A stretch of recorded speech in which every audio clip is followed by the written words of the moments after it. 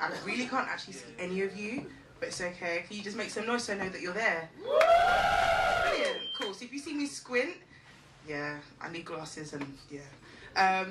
Bear with me. As you can see, I've got an iPad and an iPod Touch. There's been some technical difficulties. Let's say my battery's gonna die. So hopefully it shouldn't between performances. But yeah, I'm gonna read quickly for you a short piece. This basically, I was on the train and there was this little boy on the train with his mum and he was staring at me for time. I was on the Central Line, so for like at least 3 stops, this kid was just in my eyes, just staring. You know, like you turn, you try, just staring. And it made me write this piece. So I'm just gonna share it with you. It's called "Can You Tell Your Son?" It's not rude per se, but it's just on yeah, I'm gonna read it. Yeah. Okay, cool. Miss, excuse me, miss, please, can you tell your son to take the dagger out of my flesh, thrown by his confused stare as he thinks? How dare she think she could sit next to me? Can you tell him I'm sorry, this brown won't wash off, I've tried and that really I'm white inside. Black on the exterior, Caucasian on the interior, no, I'm not his bounty. I don't even like coconuts. Excuse me, miss, please can you tell your son that he needn't hold you so tight? I'm not the boogie monster that his friends said I am, please. Don't speak slower. My eardrums are made from the same dry substance that yours are. The only difference is that your words seem to leave a bloody trail of ignorance, paving a path filled with razor blades and broken glass, still wet from the poor last guy who tried to change your mind. But I'm not him. Being black isn't a sin. But your face already tells me that you don't really want me to begin, so I won't go there. Miss, can you tell your son that the curls in my hair won't come alive? I feel the fear in his eyes, the way his scowl despises my texture, but I won't let you take his innocence and make him menacing. I'm not Medusa, just a young black woman, Essex grown, but that's not shown in my current attire. I know I've inspired some kind of confusion. I'm not an illusion, I am real. So miss, can you tell your child to take the dagger out of his eyes and use them to tear apart the lies that you fed him?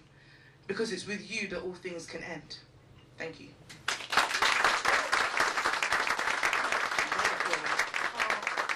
Thanks, Shireen.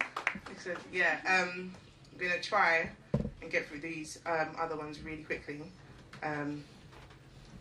Yes, this, Okay, so guys, you know sometimes you will think upon the things that you've done in the past. Just randomly, something might cause you to remember something that you could have done better, or even just like, you know, your past failings.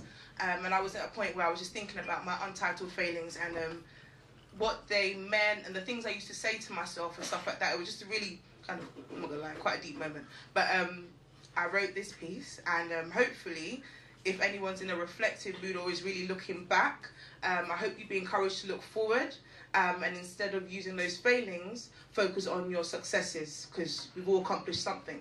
The fact that we're standing here today shows that. So yeah, I hope you get it. This mind has never been able to comprehend the words spoken by this mouth from this heart.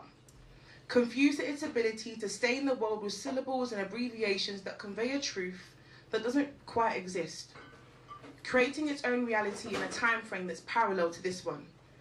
A reality where the light doesn't shine but all can see. Accustomed to the darkness, their eyes see the abnormalities and the deformities. They see the growth defects and the mutations born from the words of a mouth that was once like mine, maybe like yours. Failure. Any success was a blight given by God onto me just so I can see what it felt like. Knowing and believing I'd always fail.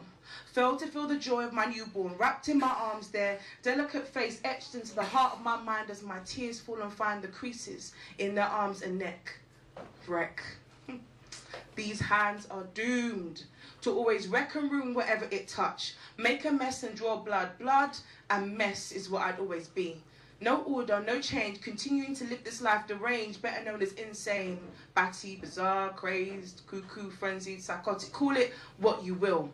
But as far as I was concerned, my mind fit that bill. Dollar, dollar, singles. Was all I thought I was worth enough to fill my little piggy bank with, on a pole, on the dark, in a park, on the road, wherever was necessary to fill that ache. Some would call me fake, constantly hiding behind fake masks, fake glories, fake laughs, fake stories, fake hair, fake life, all because I didn't think I was good enough, and those were the confessions of my heart. Even after I'd been given a restart, and yes, we swore to believe in the truth, yet the memories of our youth plague our hearts and defile our mouths, freely repeating the verbal beatings we received then, now, freely believing the emotional misleadings of the ones who cared. Now, if I take myself from this darkened cloud, my eyes will see differently. No longer bound are my lashes, no longer bound to take the lashes as each tear and fear breathed into me. Now that we've removed ourselves, unchained and free, it's time we walk in this new authority. An authority given to us by a king who knew no sin. Let me help you to understand. I was lost. In a sea filled with the words I formed, they were like piranhas, eating away at my armor, but he saved me. Not from myself, not from the world, not from the sadness, nor my disobedience. Ultimately, from it all. He gave me strength, gave me access to my power, and is teaching me how, like I said, now that we are free, unchained by his grace, it's time we walk, speak, and run in this new authority, an authority given to us by a king who knew no sin, by a son who knows no sin. It's time we begin to walk in this new authority. Just watch him as he erases our untitled failings. Thank you.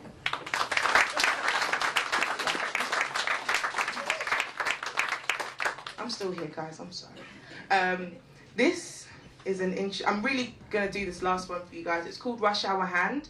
I'm on the train a lot,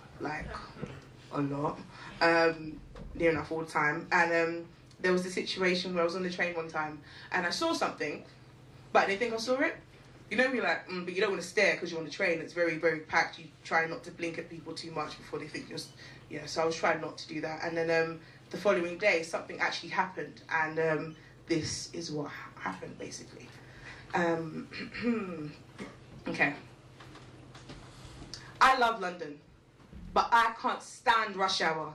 Packed into tunnels like mice in a maze, it just gets too much. Yuck.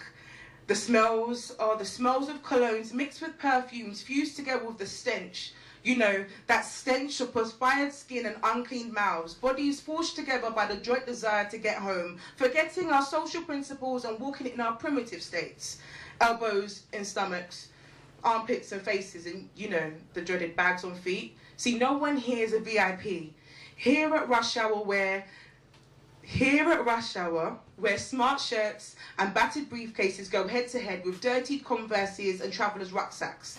In this place, we are all the same, regardless of our outerwear. You have the lawyer, the builder, the tourist, the cleaner, the teacher. Well, we're all the same, kind of, except for the elderly, the children, the physically challenged, and the pregnant, of course. Those we respect and create room for, reminding ourselves of our social principles as our moral system is put on stage, for the eyes of the secret onlookers, peering over their newspapers, pretending to be busy by their Kindles or reading their 50 Shades of Grey, all eager to see who will let up first.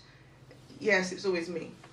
I always give in, the pressure of it all being too much. But this isn't why I love London, but hate rush hour. It's because rush hour, it's that place where you let your guard down. You don't expect the smells, the rudeness, the selfishness, the feeling. You see, I didn't expect the feeling. Do you know how many people went missing during rush hour in 2012? Or that, it's the truth, people did go missing. Or that roughly 3.5 million people commute during rush hour every year. Or that in the last decade, there's been an increase of 74% in tube deaths and tube suicides. I bet you didn't know that. I bet you didn't know this. I bet you didn't know that last year I joined an estimated 400,000 women who were sexually abused in broad daylight. That the hand of a man unknown to me found his way through society, pushing and pressing himself past the schoolgirls, past the businesswomen, past the pregnant mothers, past the female students and the female tourists. He pushed and pressed himself past these females till his hand found the back of my thigh, till it snaked itself around the crease of my behind and waited a while. Stealing buckets of my innocence, my value and my being, ridding me of a face, a name, a heart, and creating something cold from bitter shame, abusing my freedom and entrapping me still. Oh, don't worry, I can hear your mind probably ticking away. Thoughts of, you must have known. Why didn't you just move? I'm sure it was a mistake. Let me further explain. As his unwelcome hand groped my thigh and then my behind, I felt naked. My shame covered by the unconcerned bodies of others, unaware and unconcerned with my fear. See, I thought it was a bag. I thought it was a bag, never thought it would be a hand, never dreamed it'd be a man, tearing, shredding away at my safety and using me as he pleased. Do you have any idea? Some of you don't, and that's cool.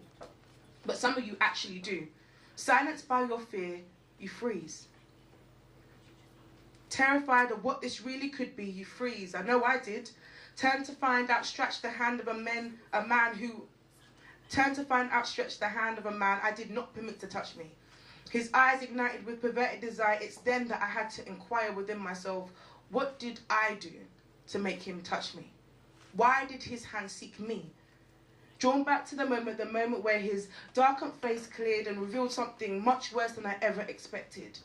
I saw someone's father, someone's brother and someone's son, staring in my face, filled with shock and embarrassment, me frozen, too afraid to move in fear that I would provoke another groping, and the train doors open. A sea of people pour out of the carriage whilst another wave fills it, taking with them the rush hour hand, the man, whose hand was not permitted to touch me, but his face. How his face leaves my mind, but his touch and his abuse is seared into the flesh of my thigh and has left the imprint of his eyes on my behind.